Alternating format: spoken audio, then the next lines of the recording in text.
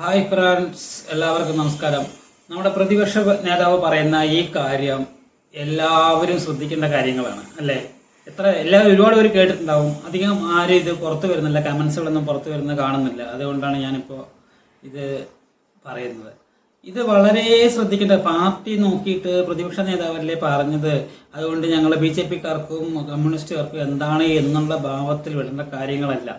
ഇത് നിങ്ങൾ എത്ര പേര് ശ്രദ്ധിച്ചിട്ടുണ്ടാവും? ശരിക്കും ഇതെല്ലാവരും ശ്രദ്ധിക്കേണ്ട കാര്യമാണ്. ഇത് പ്രതിപക്ഷ നേതാവ് പറയുന്നത് കേട്ടു നോക്കേ. നമ്മളെല്ലാം ജനപ്രതിനിധികളല്ലേ, നമ്മൾ മരണ വീടുകളിൽ പോകുന്നവരല്ലേ, കേരളത്തിലെ MLA അല്ലേ? ഞാൻ ഇതിനു മുമ്പ് 1 വർഷം മുമ്പ് പറഞ്ഞു, കോവിഡിന് ശേഷം കേരളത്തിലെ മരണനിരക്ക് വർദ്ധിച്ചു. നിങ്ങൾ പോകുമ്പോൾ നിങ്ങൾ അന്വേഷിക്കാറില്ല എന്തുകൊണ്ടാണ് മരിക്കുന്നതെന്ന്? പെട്ടെന്ന് യാതൊരു പ്രീസിഡൻസും ഇല്ലാത്ത ആൾ കാർഡിയാക് അറസ്റ്റ് വന്ന് മരിക്കുന്നവരുടെ എണ്ണം കൂടിയിട്ടുണ്ടോ ഇല്ലയോ? MLA-മാര് പറ, കൂടിയിട്ടില്ലേ? കുഴഞ്ഞു വീണ് മരിക്കുന്നവർ, സ്ട്രോക്ക് വന്ന് വരുന്നവരുടെ എണ്ണം നമ്പർ കൂടിയിട്ടില്ലേ?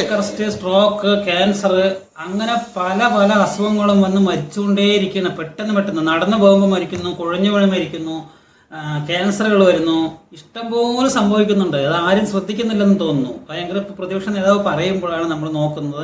അതിനു മുൻപ് നോക്കിയിട്ടുണ്ടാവും, പക്ഷെ കോവിഡിനെ വാക്സിൻ ചെയ്ത ശേഷം ഒരുപാട് അസുഖങ്ങൾ വന്നുകൊണ്ടേ ഇരിക്കുന്നുണ്ട്.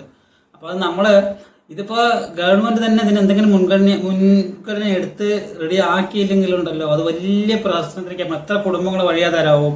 ഇപ്പം മരിച്ചു, പെട്ടെന്ന് കാർഡിയാക് അറസ്റ്റ് വന്ന് മരിച്ചു, എന്തെങ്കിലും സ്ട്രോക്ക് വന്ന് മരിച്ചു എന്ന് വെച്ചാൽ ഓക്കെ, പോയി. അതിനുശേഷം വീട്ടിലുള്ളവർ വേറെ എന്തെങ്കിലും ചെയ്യും. ഒരു അസുഖം വന്നു, ക്യാൻസർ വന്നു, എന്ത് ചെയ്യാൻ പറ്റും? അസുഖം വന്നാൽ ലൈഫ് ലോങ് അവരുടെ ജീവിതം പോയില്ലേ?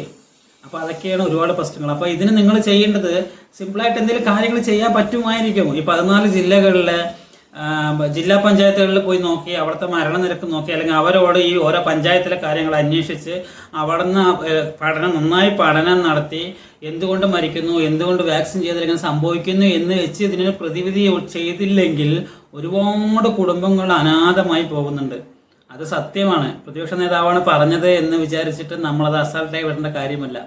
പിന്നെ ഇപ്പോൾ ഇവര് കുറെ റോഡ് നേരെയാക്കി, കുറെ സ്കൂളിൽ അത് ചെയ്ത്, കുറെ റോഡിൽ നമ്മുടെ ഹൈവേ വന്നു, അങ്ങനെ വന്നു, ഇങ്ങനെ വന്നു എന്ന് പറഞ്ഞിട്ടൊന്നും കാര്യം. ഇതൊക്കെ ജീവിക്കാൻ ആളുകൾ വേണ്ടേ?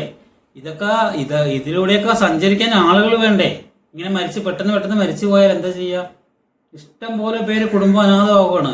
സാധാരണപ്പെട്ട ആളുകൾക്ക് എന്ത് ഹൈവേ, എന്ത് റോഡ്, എല്ലാം വേണം, വേണ്ടെന്നല്ല, എല്ലാം വേണം. റോഡ്, ഹൈവേ ആണെങ്കിലും എല്ലാം വേണം. പക്ഷെ ഇതുപോലുള്ള കാര്യങ്ങളിൽ ഗവൺമെന്റ് മുൻകൈ എടുത്തില്ലെങ്കിൽ, നമ്മുടെ ആരോഗ്യമന്ത്രിയാണേലും പിണറായി വിജയൻ ആരാണെങ്കിലും മുൻഗണന എടുത്ത് ഇതിന്റെ കാര്യങ്ങൾ പ്രോപ്പറായി ചെയ്തില്ലെങ്കിൽ ഒരുപാട് മരണനിരക്കുകൾ സംഭവിക്കുന്നുണ്ട്, ഒരുപാട് കുടുംബങ്ങൾ അനാഥമാവുന്നുണ്ട്.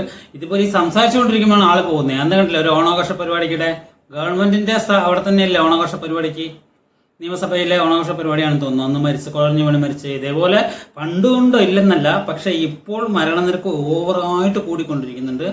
ഈ ക്യാൻസർ വരുന്നത് കൂടിക്കൊണ്ടിരിക്കുന്നുണ്ട്. അപ്പോൾ ഇതിന് എല്ലാ ജനങ്ങളും ഒന്ന് പ്രതികരിച്ചിട്ട് പ്രതിപക്ഷ നേതാവിൻ്റെ കൂടെ, VD സതീശൻ്റെ കൂടെ ഒന്നും നിന്നില്ലെങ്കിൽ അത് പിന്നീട് ഒരുപാട് ബുദ്ധിമുട്ടാവും. പ്രതിപക്ഷ നേതാവല്ലേ പറഞ്ഞത് എന്ന് പറഞ്ഞിട്ട് അത് അസാൾട്ടായി വിടേണ്ട കാര്യമല്ല.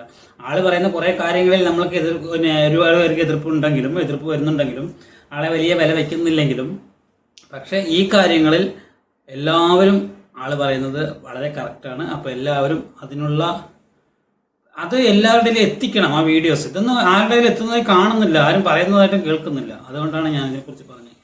ബൈ.